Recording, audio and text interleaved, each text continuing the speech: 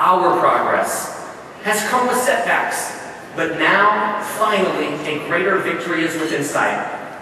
And at this moment, the President's historic words urge all of us here to take that next step towards that equal future. So Los Angeles, let's stand together once more. Let's stand for those at the Black Cat and at Stonewall, and the millions who were nameless before them, the brave pioneers who marched so we can all stand today. Let's stand for Kris and Sandy and Paul and Jeff, Americans who will go to the Supreme Court on Tuesday, bearing their personal burdens as a symbol of injustice to the world. Most of all, let's stand for those who still can't. For the LGBT young person in Bakersfield or Burbank who still faces rejection in her school, in her church, and even at her own dinner table. Our work isn't done, but in just 3 days we will be closer than ever before. Because in the end, Proposition 8 was always more than just a law. It was a symbol of every dark wall of discrimination that has kept us second class. From the beatings 5 decades ago at the Black Cat, to those who told us to give up, slow down, Prop 8 passed, it's over. To those people we have always had a simple yet straightforward answer. It's not over. It's not over until that young person who lies awake at night, fearing the potential doom of the next day, can finally have the same hopes, dreams, and aspirations as her straight peers.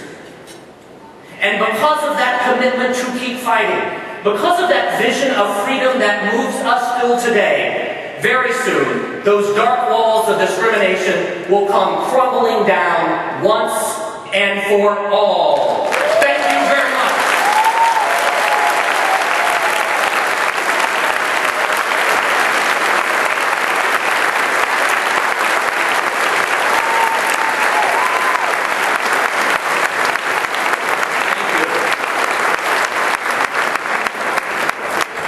You know, I am so inspired by the young people that I meet every single day who are standing up in this state and across this country for equality.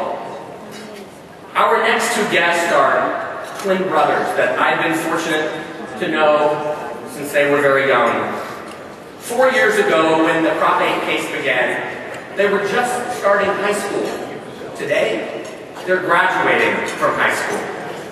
And in fact, next week, they'll probably be the only high school seniors in America spending their spring break at the United States Supreme Court. Indeed.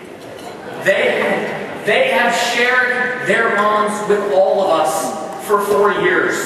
And I challenge our opposition to look into their eyes and to tell their family and to tell them that they are anything other than equal. Ladies and gentlemen, it's my great privilege to welcome to the stage Spencer and Elliot Perry.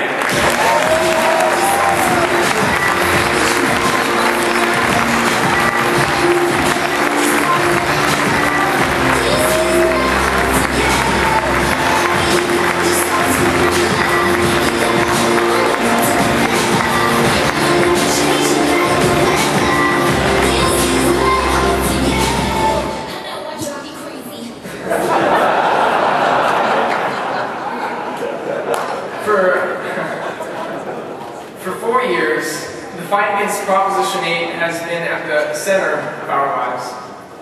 But it's not just our fight. It's the same struggle that gay and lesbian people everywhere are facing every single day.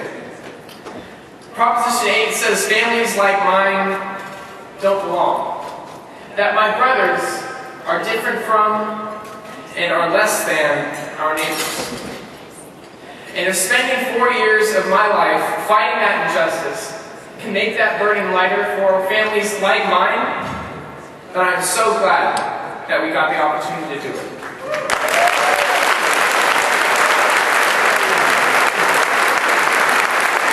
And I will begin in a heartbeat. Tomorrow morning, morning, we're headed to Washington to get ready for the Supreme Court. But tonight, we wanted to say goodbye to Los Angeles, a city that helped make all of this possible. So please join us in welcoming to the stage the Prop 8 plaintiffs, Paul Katami, Jeff Zarillo, and our moms, Kris and Stier.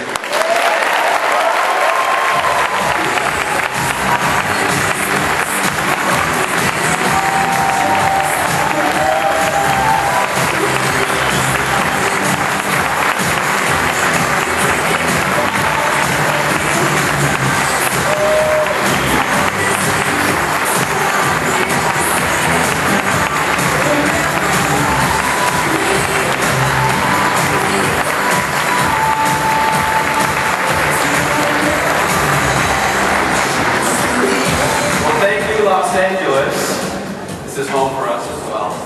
My name is Paul Katami, and this is my partner Jeff Zarillo. 2 R's and 2 L's. It's an incredible honor to be introduced by 2 young gentlemen that we've gotten to know so well over the last 4 years. They're awesome, and thank you. Jeff and I have just celebrated our 12th anniversary together.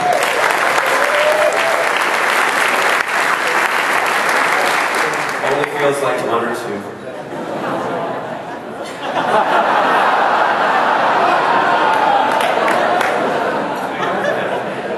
Once Prop 8 is finally struck down and we're finally able to get married, we'd like to start a family of our own. To be honest with you, we'd be very lucky to have sons like Spencer and Elliot. They may not be as tall, but we'll still be lucky. This has been a long journey for us, and we're just so proud to have been a small part of it. But it's just the first step. For the next 3 days and for the months and the years that follow, we've got to keep fighting for the next generation. For the gay and lesbian kids everywhere who deserve an equal future. So it's simple. It's time to strike down Prop 8 and secure that future together. That's it.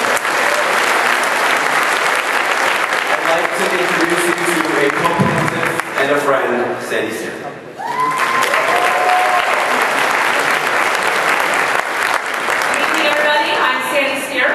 My lovely partner, Kris. You've already met our charming, we call them our little boys, and we are Spencer and Elliot's very proud moms.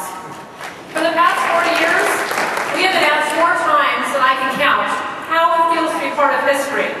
And 4 years later, I'm still not sure what being part of history feels like, but for me and for us, the most important thing is really being part of a family.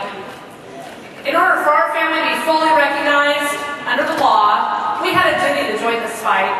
And now 4 years later, here we are. We're going to win.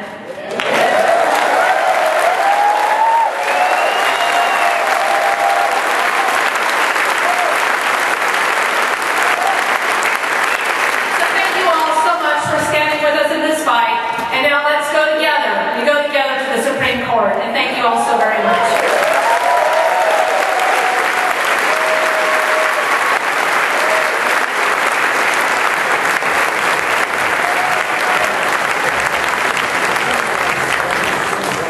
Now I'd like to invite to the stage someone who has never shied away from taking on big fights.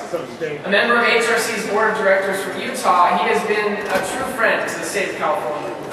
He has dedicated himself to combating religious-based bigotry, and he has invested more than $1 million in the fight to defeat Proposition 8 in 2008. He always digs deep for equality, and at this historic moment, he knows what it means to stand on the right side of history.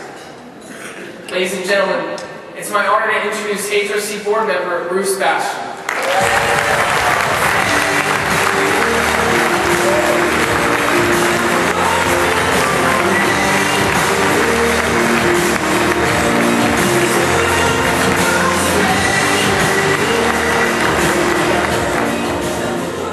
It's really good to be with you tonight. It's a proud moment in history. It's a very important moment in history. You just heard Chad talk about some of the great accomplishments we've made recently and still making. You've also witnessed some people who have put their lives in the front line for our equality and the equality for generations to come.